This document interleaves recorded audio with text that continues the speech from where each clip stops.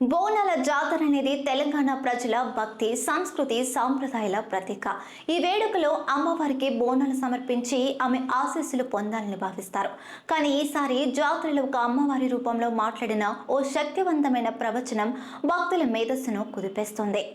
నా బిడ్డలను కడుపులో పెట్టుకుని కాపాడుకుంటాను, కానీ మీరు నాకు బలి ఇవ్వడం లేదు, నాకు పూజలు సరిగ్గా జరగడం లేదు, అందుకే మరణాలు పెరిగిపోతున్నాయి.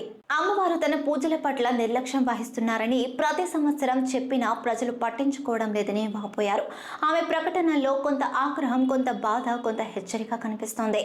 ఈ సంవత్సరం మహమ్మారి వస్తుంది, ప్రజలు జాగ్రత్తగా ఉండాలి, అగ్ని ప్రమాదాలు జరుగుతాయి, నాకు రక్తం చూపించండి, లేకపోతే అల్లకల్లోలం జరుగుతుంది. ఈ మాటలు వినగానే భక్తుల్లో భయం కలిగింది.